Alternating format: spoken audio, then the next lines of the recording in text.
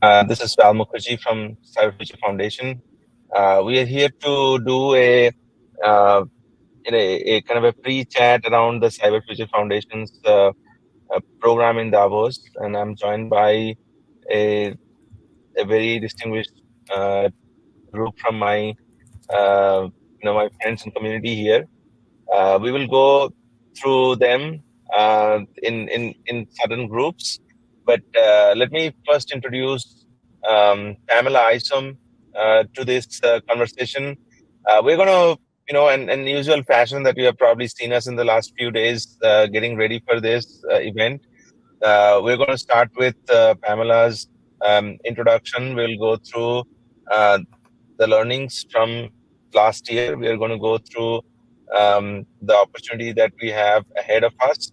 So, Pamela, how about you start with a quick background introduction for yourself, and then we'll go from there.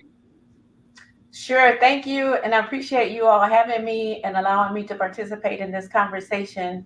So, I'm Pam Isom. I'm the CEO and founder of Is Advice and Consulting LLC. I'm also former executive director of the Artificial Intelligence and Technology Office at the U.S. Department of Energy, and former senior executive of U.S. Patent and Trademark Office. So I specialize in the integration of AI and cybersecurity to solve mission challenges and help organizations understand governance, ethics, and how to use AI and cybersecurity to address national security priorities. Excellent, Pamela. With that background, I think you have seen a lot, and you have experienced a lot of the challenges and the opportunities that we have in 2023. What struck you the most? Like, what's your carry takeaway from 2023 into 20 going into 2024? So my takeaway is, first of all, there's that intersection from a safety perspective. There's the intersection of AI and cybersecurity, as I mentioned earlier. And so I learned that when it comes to the pervasiveness of artificial intelligence, that very few organizations appreciate the correlation between AI and cyber, between cyber and ethics, the need for governance. They don't really appreciate ethics, governance, and the guardrails to ensure sustainability until incidents arise. And so I've learned that that's a problem, and I've learned to help organizations understand how to really appreciate that good ethics, good governance will impact the top and the bottom line. I think that's a great observation on the confluence of what happening in the technology and what's happening on the cyber side, and also the emerging regulations, enforcement actions, all of that we have been seeing in the past year. um, so to extend that conversation, Pamela, where do you think, about the agenda that we have in Davos, the different topics we are talking about, what gets the most attention in terms of those topics for you? Securing our future with AI and also critical infrastructure. So, the one that really gets my attention is critical infrastructure security, research, and protections. So, I think that all that's all encompassing because of the evolving global landscape and the emergence of adversarial frontiers. I believe that protecting our critical infrastructure is top priority. Awesome. So I think that hits home one of the key topics that we would have, and in this particular session, we are looking to address the critical infrastructure, broadly, but also specifically some of the areas that we work very closely in the healthcare sector. Probably that's also a good segue to the discussions we're going to have with our friends here at DI. But to close out on that thought, Pamela, what are your takeaway and expectations from 2024? What gives you hope and uh, fuels you your energy to make happen in 2024. I think that national security is going to be a priority for all, not us just relying on those that work in the defense domain. So I'm excited to say that I see the cybersecurity industry making great strides and progress by utilizing AI, algorithmic, and advanced simulations holistically for international perspective and with a focus on national security to anticipate bad actors, to minimize the risk before they surface. But I think that is going to be more at a national perspective. And I appreciate the fact that what I see is that we're going to be looking at things from a global business continuity perspective. Tabletop exercises, for instance, are now going to take advantage of generative AI to help come up with situations that we didn't think of or that we may not think is possible, and take advantage of technologies like that. But the greatest appreciation that I have is that it will be a global perspective, a national security perspective, and we won't just depend on those that specialize in defense to look at this area. Got it. That's exciting. Awesome. So I think that's pretty good, like bullseye on what we can do, considering that we can combine some of the initiatives that we're doing to address the national security aspect with our interest in critical infrastructure, looking at applying the community's talent towards responsible and secure AI. So you hit home quite a few items, and I'm sure, like as participants come to Davos and discuss about this, as well as those that are listening to this session online on the day of the event. Uh, I'm sure they're going to be, collectively working towards achieving those goals, and we'll make sure that this voice reaches, far and wide in the community, and they can find direction in the wishes and hopes that we have for cyber in 2024. So thank you, Pamela. Great to have you. I know this is just a preview of the conversations to be had in the coming days and years, and hopefully, we will take the message from Davos onwards. You're welcome. And if I could close out, I would like to say that I have a passion for privacy and protecting our youth. So I think we should do all that we can and then some to educate and inform and drive cybersecurity legislation that is that has an eye out for our youth and protecting our children. So thank you for bearing with me on the communication and connection side, but heard you loud and clear. So thank you again. With this, I would like to hand it over to Rachel for coordinating the discussion on the DI team side. Rachel, welcome to the Cyber Future live recordings, and this community outreach and the voice of the community that we want to bring to the discussions that we're having in Davos. Over to you for coordinating this discussion with the rest of the team. So I'll stand by and listen in. Sure. Thanks so much, Val, for this opportunity. So to introduce myself, my name is Rachel Chang, and I'm a digital specialist at DAI's Center for Digital Acceleration. And I'm joined with my colleagues from both DAI and the Global Cyber Alliance. So a bit about our work. We support our clients to integrate digital tools and approaches into our work, and cybersecurity is a core part of our portfolio. And we provide technical assistance to governments, businesses, and communities across the globe. And a significant learning from 2023 is the critical importance of cybersecurity for sustainable global development, especially as digital technologies introduce new capabilities, but also come with new risks. And tackling these risks requires a coordinated, cross-sector, multi-stakeholder approach. So very glad to be here with everyone. And I'm not only here, as I mentioned before, with my DAI colleagues, but also with the Global Cyber Alliance. And I'm happy to pass the floor to my colleagues. We'll share more about DAI's regional cybersecurity programs in Europe and the Indo-Pacific region, and specific initiatives that align with CFF's priority areas, such as cybersecurity in healthcare, women's leadership in cyber, and forward-looking actions for the industry moving forward this year. So I will pass it on to Erica. Thanks, Rachel. Thanks, everyone. I'm happy to be here and happy to be seeing you all.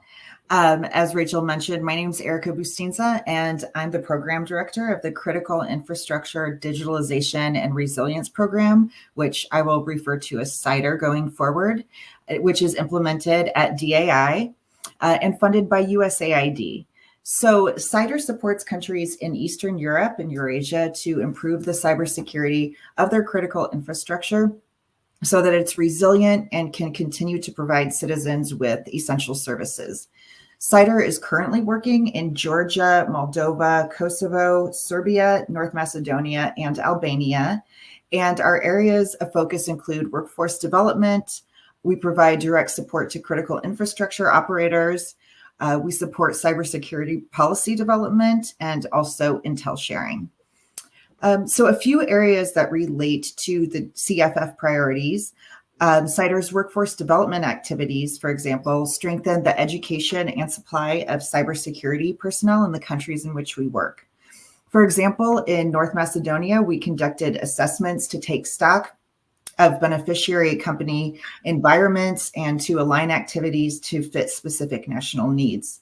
And then we worked with the local academic institutions to develop cutting-edge curricula based on the needs that were identified in those assessments.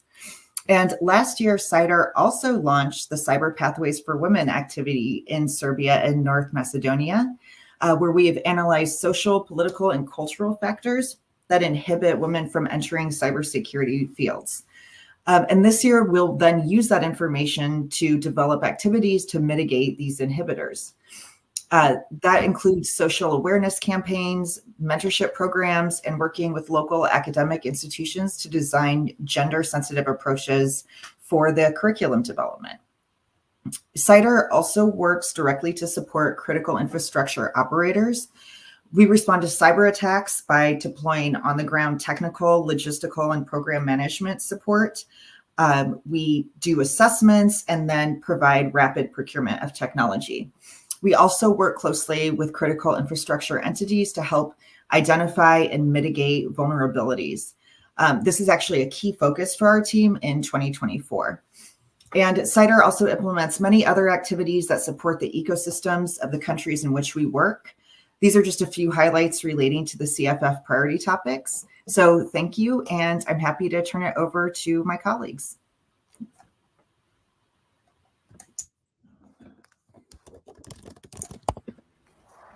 Val, do you want to jump in on this one since you all have an Indo-Pacific cyber program? Sure. Hi, everyone. I'm Valentine Gandhi, and I'm currently calling you from Jakarta. So it's midnight, a little past midnight here. So I'm a senior advisor for digital transformation and cybersecurity for the Indo-Pacific Cyber Program, and it's funded by the UK's Foreign and Commonwealth Development Office. It's a 3-year project. It's based in Indonesia, Thailand, Malaysia, and Japan. The main area of concentration, I mean, there are 6 work streams and have multiple partners, but I'm going to specifically talk about what DAI is doing. DAI is working in work stream 5, which is focusing on cyber skills and awareness, where we promote a whole of nation resilience by enhancing awareness on 3 priority technical scopes. Building cyber capacity and resilience of SMEs, promoting a cyber-ready workforce, and increasing cyber awareness. And in this, we partner with the military, with the national cybersecurity agencies in this country. Of course, this is the first year, it's just concluded, and we've started with Indonesia and move on to other countries. But we also work with the Ministry of Health, Ministry of Industry, the Ministry of Finance, and other critical infrastructure and ministries. And this is done through a mixture of technical advisory services, capacity building, partnerships, and legacy items like e-learning platforms and capacity and so on. The principal focus is, I mean, when we talk about cybersecurity, we look at processes, technologies, and people. Our aim is to build that culture of cyber awareness. I mean, a recent Gartner report presented, I think last year, showed that there was a 26% increase in the cyber awareness, cyber workforce capacity that is lacking globally. which is probably increased due to COVID and the challenges and the attacks that increased during that time. But nevertheless, cyber workforce capacity and resilience remains a priority for the countries in which the Indo-Pacific cyber program operates. And so therefore, I think what we do, at least from a CFF's priority area, the cyber workforce development is something that is key. And it's emerging as a national issue. For instance, in Indonesia, the elections are coming next month, and almost all the presidential candidates have put this on the top of the maps, as mentioned by Erica, in those parts. Even in Southeast Asia, in the Indo-Pacific region, this remains a critical component. Bringing in the culture of cyber workforce, not just building the cyber experts or cybersecurity experts, but also the population in general, because the same Gartner report predicted that the future 50% of harm would come from either the lack of capacity of cyber workforce or human error in attacks or incidences with regards to cybersecurity. So with that, I will hand over back to Rachel. Thanks, Val. Great insights from Erica and Val. And interesting, you mentioned that cyber touches on so many sectors. So definitely necessary to have a multi-sector approach. So I will turn it to Como to speak more about that from the Global Cyber Alliance. Hi, everybody. It is so wonderful to see all of you friends and your faces. Thank you for inviting me today to be part of this Davos Cyber Future Dialogue. Together with my former colleagues from DAI, for whom I've had the pleasure of serving a number of years. My name is Komal Basaz-Smith. I'm the Chief Business Officer over at the Global Cyber Alliance. And at GCA, we work very similarly as DAI in some ways, but we build communities to deploy tools and services and programs that provide cybersecurity at global scale. So we work with groups like DAI, and we work with groups like different kinds of communities to be able to do that. So, we advance our mission by three particular work streams, one of which is working with network operators and infrastructure owners. One is by capacitating local communities to better adapt and adopt cybersecurity best practices. So, for example, small and medium enterprises, journalists, etc. And three, by championing strategic mobilizations around issues where, many times stakeholders cannot and or will not act. So we're kind of a gap filler and a neutral convener in that way. So, one thing I wanted to talk a little bit about was this idea of kind of what are we seeing in the future? And in 2024, Pam mentioned this as well, we see that AI is and has become the center of gravity for basically all tech conversations. Debating how AI will affect our societies is indeed important, but I worry that it moves attention away from some of the basic things that we still haven't gotten right, like cybersecurity. So, without ensuring that access to the internet continues to be available and secure, the applications of AI are kind of to some degree moot. So aligned with this year, a key activity, a key area that GCA is really focused on is driving action to supporting the nonprofits and public interest organizations that maintain the availability and the security of the internet, by updating things like, open source software, by monitoring malicious internet traffic, by mapping threat actor behavior. The internet has flourished because of the collaborative and innovative spirit of so many of these actors. It's basically become indispensable in the fabric of our lives and the functioning of our organizations. But the current landscape actually lacks robust funding. They have no resourcing mechanisms. That leaves the availability and the security of this vital infrastructure super vulnerable.